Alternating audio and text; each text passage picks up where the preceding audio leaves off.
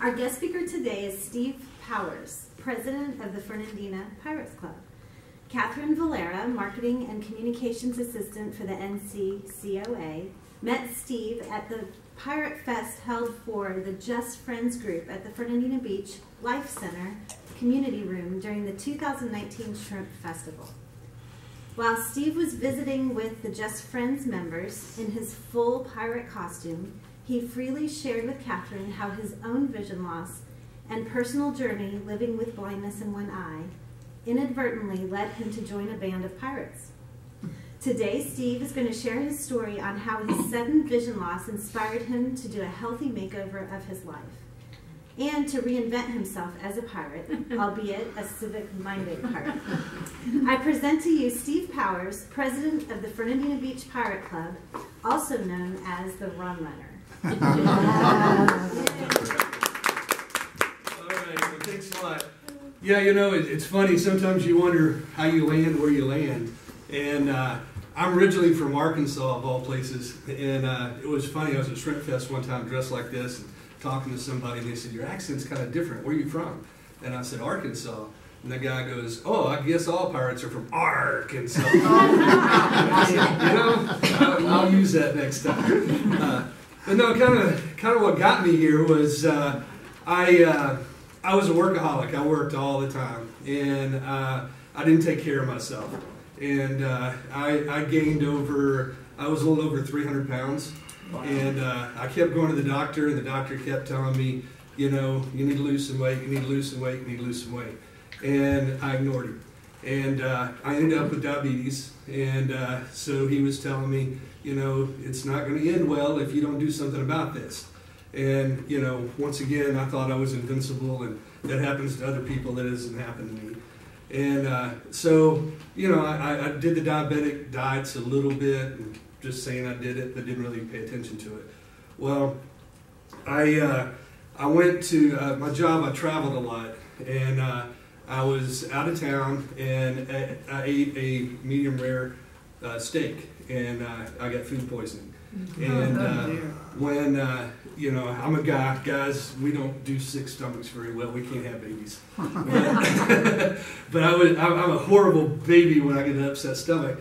And I woke up in a hotel room by myself thinking, oh my gosh, you know, what am I going to do? Looking for a garbage can. And when I threw up, I hit the corner of a nightstand. And it hit just right.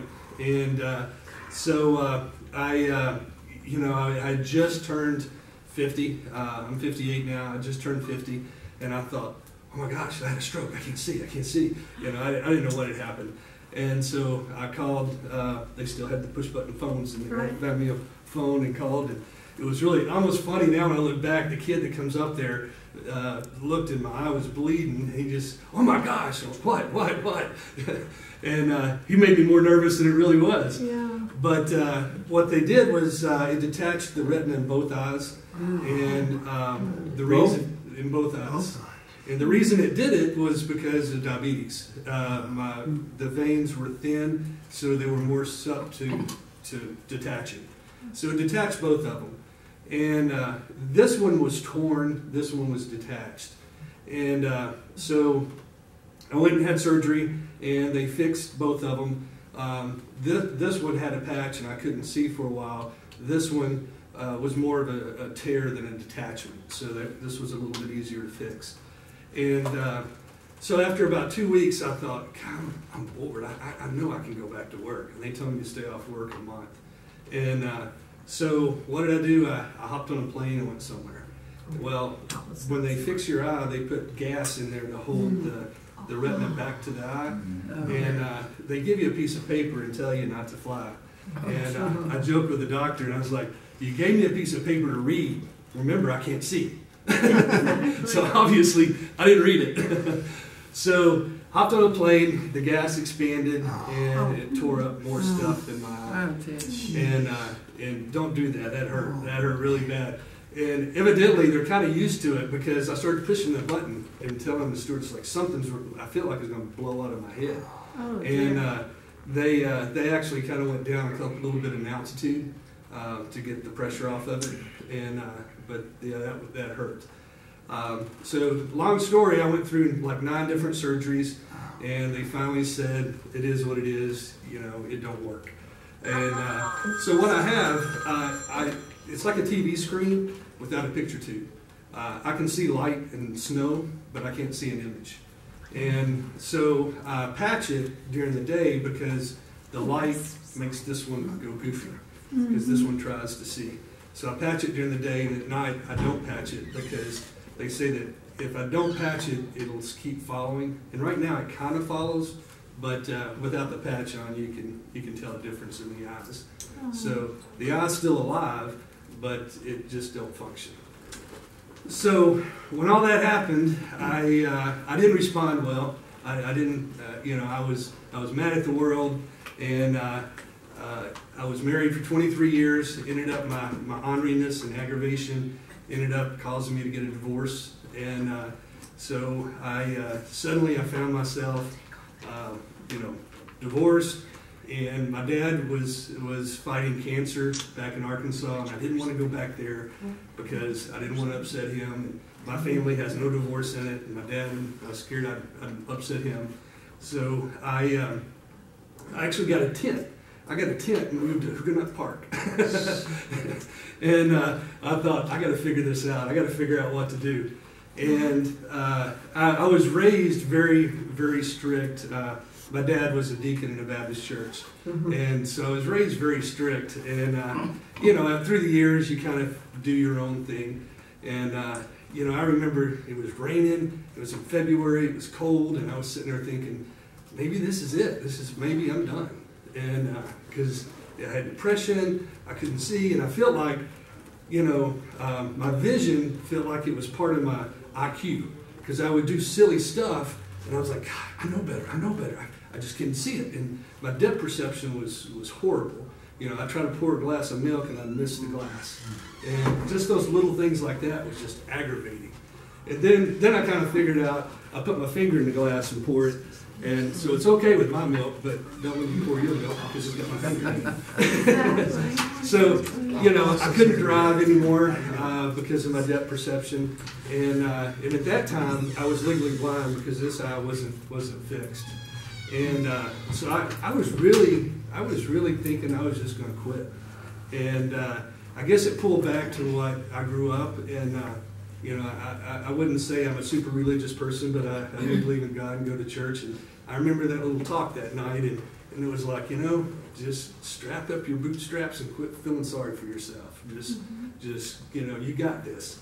So it's funny, I got up the next morning, and I used to love to run. And because I was an athlete in college, and that was my problem. I kept eating the same way I ate, but my activity level went down. So I was like, okay, I'm just going to get my activity level back. So I went and got me some tennis shoes and some gym shorts, and I just started running. I was like Forrest Gump. I was just running on the beach, and I thought, you know what? A couple of times it just really winded me, and I thought, all right, this is either going to kill me or it's going to make me better. Either way, I want to change. I don't want to be where I'm at. I want to go one of the 2 places.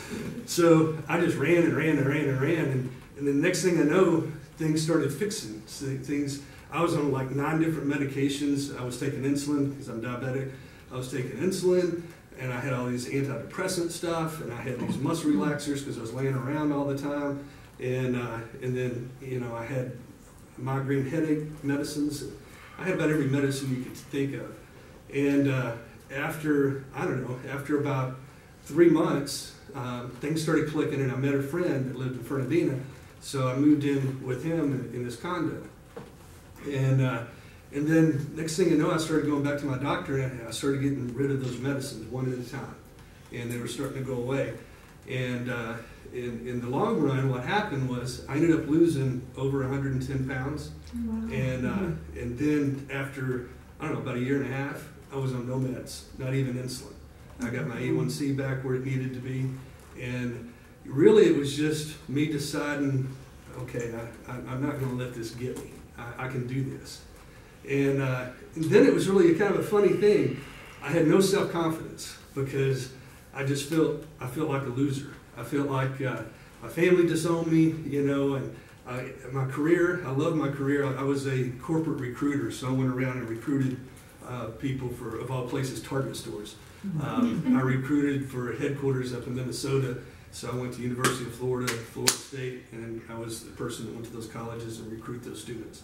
So I really liked doing that and the interaction, and that was gone. And it felt like when you have a career, that's all your network and that's your friends. And they were still my friends, but I had nothing in common to talk to them. So over the years, it kind of disappeared. So I really felt like just this lonely guy laying on an island out here. And I was at the farmer's market one day, and these pirate people said, "Oh, you ought to be a pirate." And I thought, you know what? I've heard enough pirate jokes because I wear a patch. And I really am not interested in being a pirate. And the more I thought about it, I was like, well, it's a network of people I could meet. That would help me meet some people.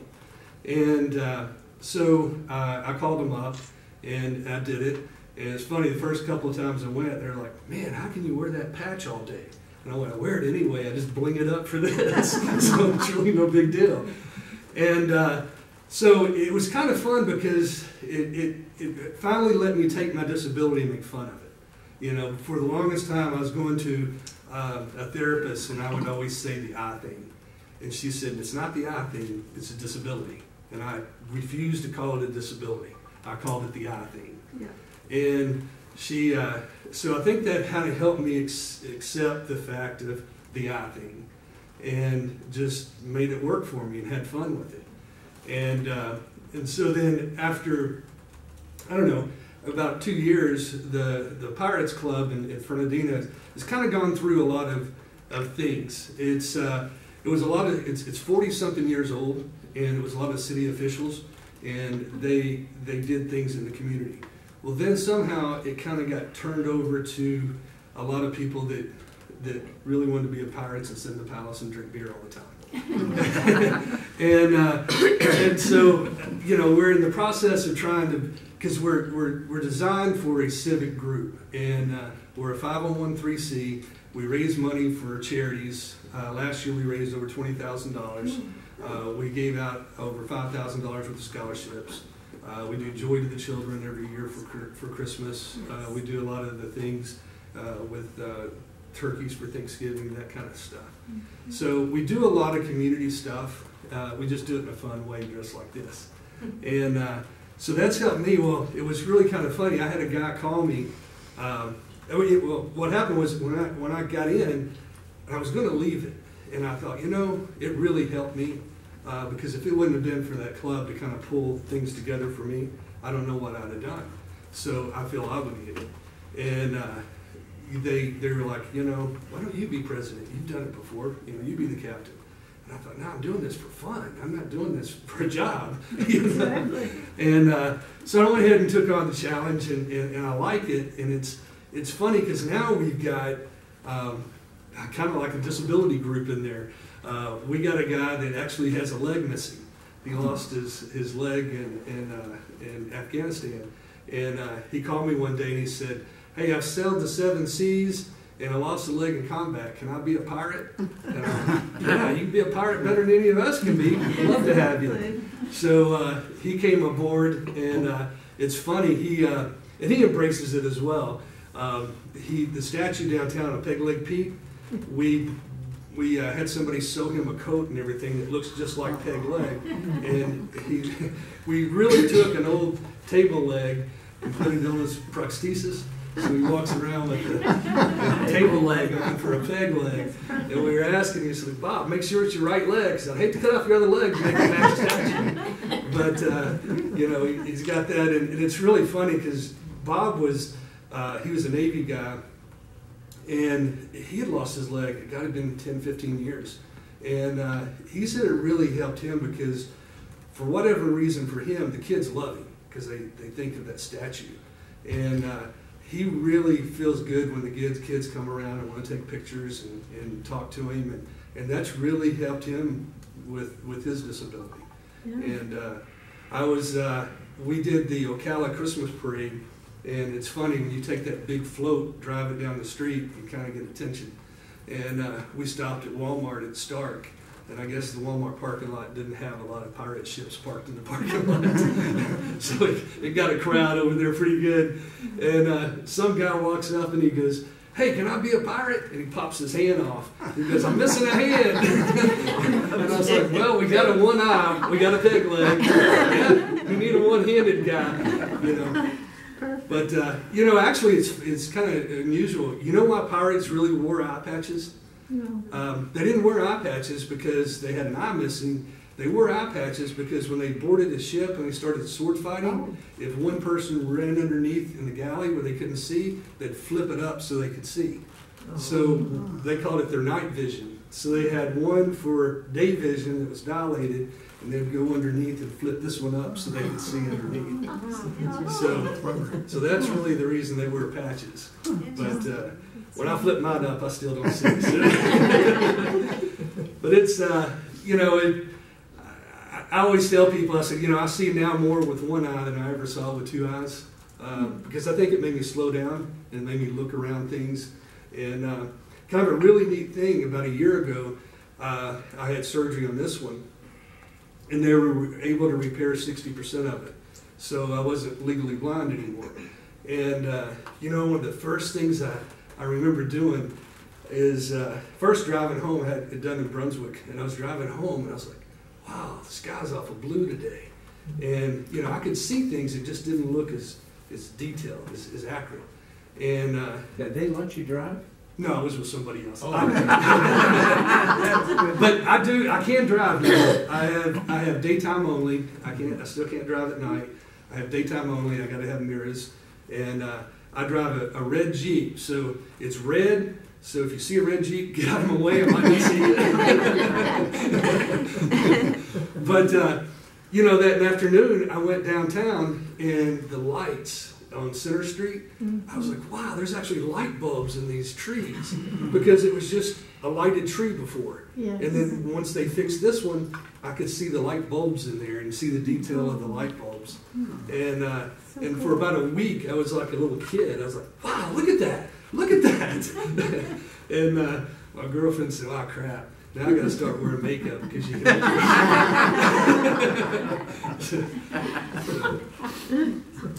But anyway, so that's my story. Anybody got any questions, or you know, I hope it kind of enlightens some things. Or yes, sir. You know, I'm not familiar with the statue of Peg-Leg Pete. Oh. Where is that? It's downtown, and it used to be on the riverfront, and it's 42 years old. And a merchant downtown took an old log one day